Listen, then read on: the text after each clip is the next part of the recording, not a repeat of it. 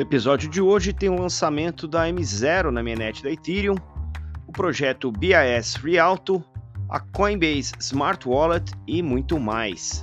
Eu sou Maurício Magaldi e esse é o Block Drops, o primeiro podcast em português sobre blockchain para negócios.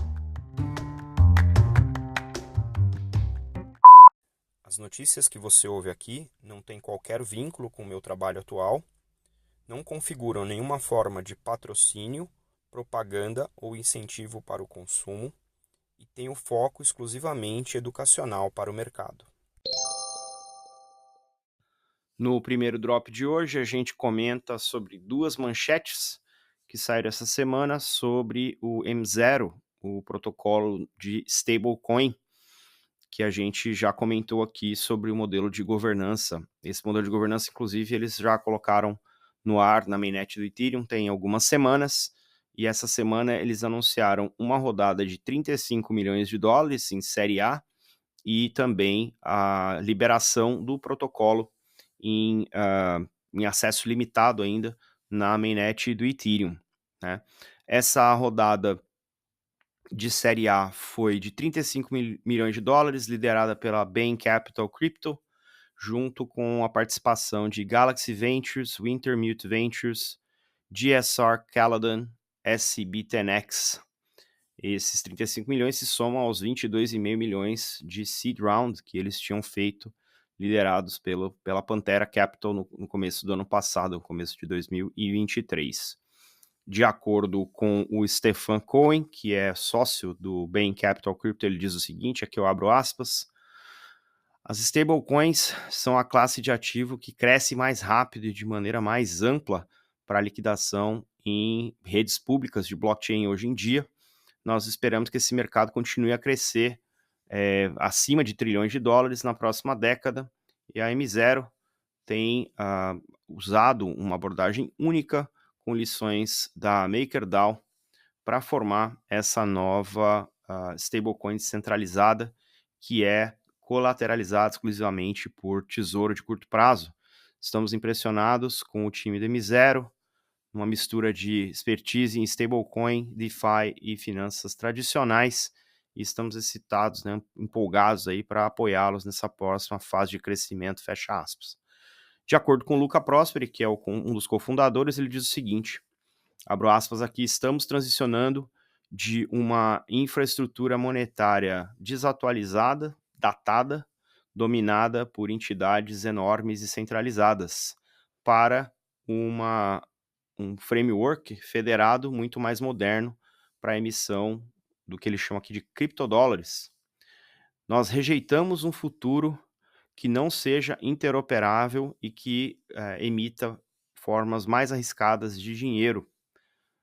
Essa rodada de série A, que é apoiada pelos melhores parceiros na indústria, vai impulsionar que as entidades dentro desse ecossistema emergente da M0 venham conseguir construir esse novo middleware para emissão e distribuição de dinheiro de reputação entre uma federação global. A partir de uma federação global, fecha aspas.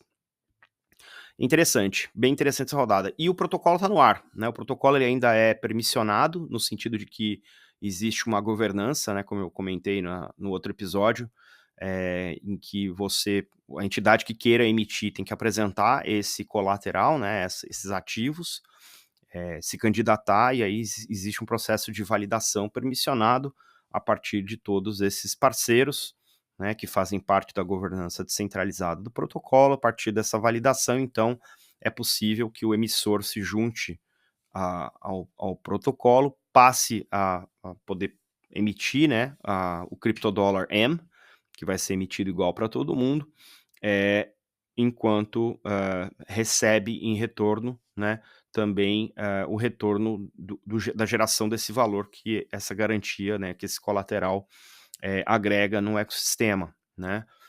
Tem um FII para a entidade participar, mas a entidade emissora também recebe uma contrapartida tanto do protocolo quanto do collateral. E a ideia é a gente falar em breve com o João e com o Luca, João Reginato, e com o Luca Prosperi, para contar um pouco mais de detalhe sobre o M0, funcionamento, perspectivas, o dinheiro enquanto tecnologia, e é mais uma maneira da gente repensar, né, o papel do dinheiro na sociedade, na economia, a partir aí do ponto de vista tecnológico. Isso é uma das coisas mais interessantes em cripto. Talvez seja, né, o Crypto Killer App, né, aquela aplicação que realmente consolida a cripto enquanto parte da infraestrutura econômica global.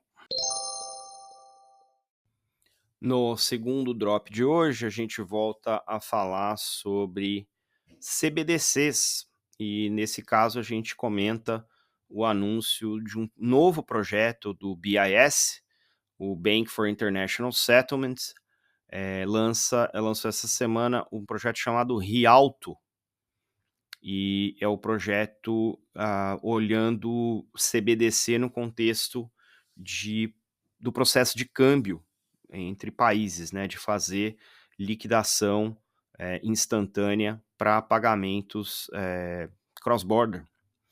E a ideia aqui é utilizar o modelo de CBDC de atacado, né? O modelo de CBDC de atacado é aquele modelo parecido com o modelo do Drex, em que você tem a CBDC basicamente funcionando na camada entre os bancos e o Banco Central, né? E esse módulo Rialto aí, né, do FX, vai ser tá pensado, né, para ser utilizado como uma camada que se acopla à CBDC de atacado dos países, né, e interopere com o Euro, eles chamam de Eurosystem aqui, né, que é o parceiro que vai fazer essa implementação para fazer esse modelo de cross-border entre as CBDCs de atacado. O parceiro do BIS para esse projeto, como eu falei, é o Eurosystem, e o hub de inovação do BIS é o hub de Singapura, que é um dos hubs que a gente tem acompanhado mais de perto aqui no podcast, especialmente pelo nosso interesse, né, em DeFi regulado, que é o projeto Guardian, que é o projeto que Singapura vem fazendo na região e com outros países, que a gente já comentou aqui algumas vezes, né? Esse projeto aqui envolve países do G20, eles ainda não manifestaram ou não divulgaram quais são exatamente os bancos centrais que vão fazer parte do projeto, mas eles estão olhando para essa iniciativa como uma maneira de reduzir custo e diminuir as janelas de processamento, né, uma vez que entre os países do G20, né, o volume de negócio é muito alto, é representativo do PIB mundial. Então, obviamente, esse é um grande interesse aí, fazer as coisas funcionarem de maneira mais fluida, de maneira mais barata, para aumentar essa negociação e esse trade entre os países. De acordo com o Financial Stability Board, as contas de FX, elas são os processos de FX, elas são contabilizados em mais de 60% de todo o custo global de pagamento peer-to-peer, e de peer-to-business, esse tipo de operação, 97% dos pagamentos peer-to-business, né, pessoas para negócio. Além dos custos, tem os riscos, né? Obviamente, know your customer, prevenção à lavagem de dinheiro, etc. Vai ser interessante ver como esse projeto Rialto, ele se relaciona, como eu falei, com o projeto Guardian, que já tem uma série de operações de FX no sentido de compra de título, né? E também outros projetos que a gente já cobriu aqui, como o projeto Mariana, que vem observando o uso de CBDC no contexto de DeFi para market makers, né? E você poder fazer troca de moedas CBDC usando automated market makers, como se faz em DeFi de maneira geral, né? Em finanças centralizadas. Então, o que a gente pode concluir, né? A gente pode concluir que o BIS está novamente, né, expandindo o seu portfólio de projetos. CBDC é algo que parece que a arquitetura está se consolidando, e esses projetos agora precisam achar uma maneira de trabalhar junto, porque no final das contas não é o volume de projeto que resolve os problemas, né? São soluções integradas, interoperáveis, que resolvem problemas assim, né, transnacionais, como esse é o processo de FX. Então, olhando para isso aqui, a gente fica um pouco preocupado quanto que vai crescer esse portfólio de projeto e como que isso pode finalmente, em algum momento, convergir para soluções que realmente venham a resolver os problemas de custo e eficiência nesses processos. No terceiro drop, a gente fala sobre UX, experiência do usuário em cripto. Essa semana, a Coinbase, hoje a principal exchange de cripto, né, a corretora de cripto do mundo, anunciou de maneira não tão modesta que a introdução das suas smart wallets é o iPhone Moment de cripto e que isso vai marcar o início, né, da atração dos próximo bilhão de usuários de blockchain. Isso foram palavras aí do Luke Youngblood, que é o fundador do protocolo de DeFi Moonwell na Base. Base, que é uma L2, né, uma blockchain de segunda camada na Ethereum, que é mantida pela Coinbase, num papo que ele bateu aí com o pessoal do Unchained Podcast. Nesse caso aqui, o procedimento, a diferença do procedimento é que essa wallet, em vez de ela ser tipicamente uma aplicação ou uma extensão, né, de navegador de internet e que precisa de instalações e passwords e seed phrases, né, as frases raiz, aquelas 12 ou 24 palavras aleatórias para você recuperar a sua chave privada. Nesse caso aqui, os usuários vão usar as smart wallets usando o procedimento de passkeys. Essas passkeys ficam, né, são criadas através de fatores de biometria, sejam o reconhecimento facial, sejam, né, as digitais, e isso gera uma chave que fica armazenada num device, pode ser um celular ou um computador, e dessa maneira você abstrai todo esse passo a passo que é preciso para criar uma carteira de cripto direto, né, dentro do device, dentro do seu dispositivo, utilizando fatores biométricos, o que em teoria aumentaria a, a, a segurança. E mais interessantemente, é um procedimento muito parecido com o que as pessoas já estão acostumadas com os seus smartphones, o que, de certa maneira, facilitaria atrair esses usuários para utilizarem aplicações baseadas em blockchain, criptomoedas ou não, né? Uma vez que a segurança, ou pelo menos a experiência do usuário nesse caso, parece ser, aqui entre aspas, intuitiva ou muito parecida com as experiências que as pessoas têm na chamada Web 2, né? Utilizando a mesma infraestrutura. De acordo com o anúncio, essas smart wallets vão permitir que as pessoas sem carteira cripto criem rapidamente uma carteira cripto, né, uma carteira Web3 e possam participar do ecossistema de maneira muito rápida, de maneira intuitiva. Além disso, a Base, que é a blockchain da Coinbase, né, também vai oferecer créditos de taxa de transação, chamado gas fees, para ajudar desenvolvedores patrocinarem as transações, né, que a sua aplicação venha a realizar para os usuários, se esses usuários estiverem utilizando as smart wallets. E, de certa maneira, é um incentivo também, né? E os desenvolvedores que estiverem participando desse programa vão ganhar aí cerca de $15 mil em gas fees para patrocinarem os usuários aí, de acordo com esse programa. É o programa Create a Wallet da Coinbase.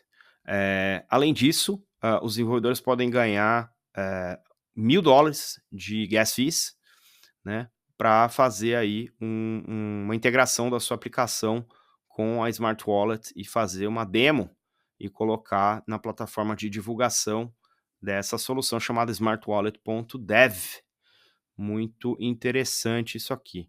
O Luke Youngblood ainda fala o seguinte, aqui eu abro aspas: quando o iPhone foi lançado, no começo dos anos 2000 e 2010, o iPhone simplesmente decolou e, de repente, qualquer um conseguia utilizar aplicativos sem ter que comprar um computador. Nós sentimos fortemente que esse é o caso, né, em que a gente vai cruzar o abismo aqui do DeFi e das finanças on-chain, deixando de ser uma ferramenta de nicho, apenas utilizado pelas pessoas que são ricas em cripto e em países envolvidos, para uma adoção em massa, fecha aspas. Eu não sei se ele escuta o Block Drops, mas a gente concorda que UX é a chave, ou uma das chaves, para a adoção massiva.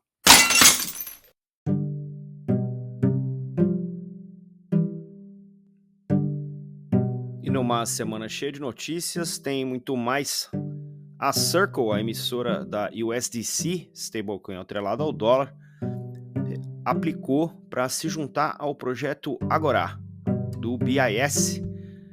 A Robinhood, uma das principais plataformas de trading de ações no ambiente mobile, anunciou a aquisição da exchange de cripto Bitstamp, expandindo a sua oferta para fora dos Estados Unidos.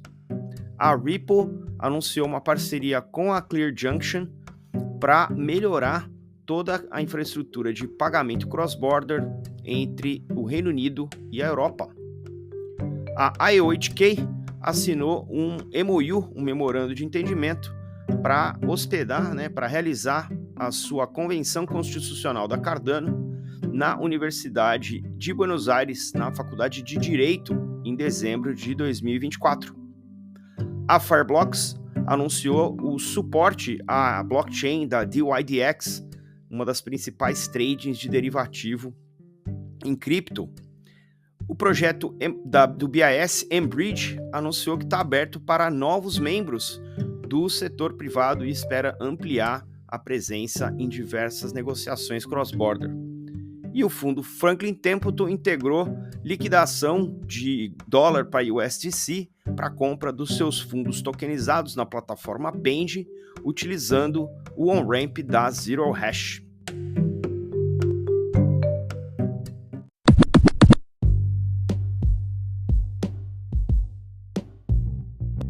Acompanhe a gente nas redes, no Instagram, Block Drops Podcast, no Twitter, Block Drops Pod, blockdrops.lens, meu conteúdo em inglês no Twitter em 0xmaurício, na newsletter do LinkedIn, ou escreva pra gente em blockdropspodcast@gmail.com.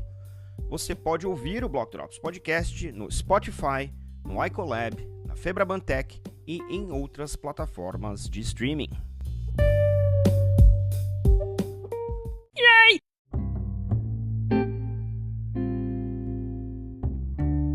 E os salves de hoje, para quem compartilhou os links que você encontra na descrição do episódio, vão para Dante Disparte, João Reginato, Luca Prosperi, João Borges, JB Graftier, Marcelo Eizelli, JJ Sealer, Charles Dossi, Ítalo Borsato, Jeremy Allaire, Edward Woodford e Benjamin Beckman. Não se esqueça de deixar aí as estrelinhas no seu tocador favorito. A gente fica por aqui. Stay rare, stay weird. LFJ.